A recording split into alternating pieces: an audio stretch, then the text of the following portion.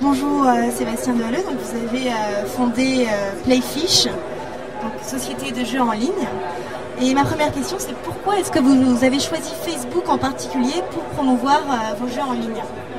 Tout simplement parce que Facebook a créé une révolution qui est de nous donner l'accès à vos amis. Et ça a ouvert un monde de nouvelles opportunités pour les jeux en ligne, qui est de créer des jeux en ligne qui incluent vos amis au sein du jeu. Et donc, c'est ce qu'on appelle le social graph.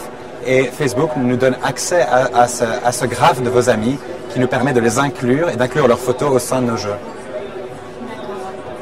Et bon, on parle de jeu social, mais finalement on est devant un écran, c'est un petit peu froid. Comment est-ce qu'on peut faire appel à nos émotions comme ça?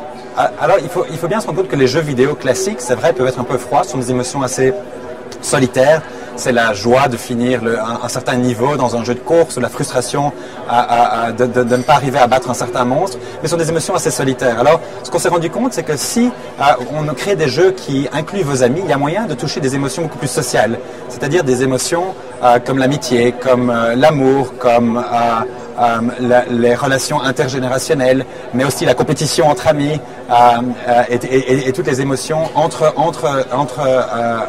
plusieurs utilisateurs.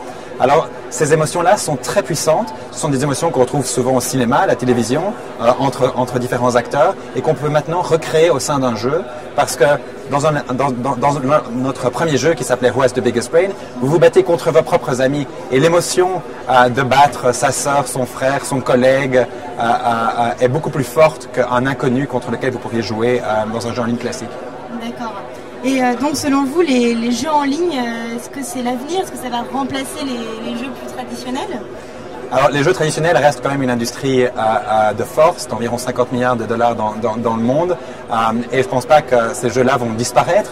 Les blockbusters sont plus grands que jamais, mais je pense que l'industrie du jeu en ligne et surtout du jeu social va permettre d'atteindre un nouveau public. Il faut savoir qu'il y a environ 200 à 250 millions de joueurs à travers le monde, et ça représente qu'une petite portion de la population générale en ligne. Il y a déjà 1,5 milliard d'internautes, donc il y a une énorme partie des internautes qui ne jouent pas aux jeux. Et nous essayons de créer des nouveaux jeux, des nouveaux produits qui touchent ce public-là, en créant des produits qui touchent à leur passion, que ce soit le foot par exemple, en lançant le jeu FIFA, que ce soit la restauration dans un jeu de Restaurant City par exemple. D'accord. Merci beaucoup. De rien.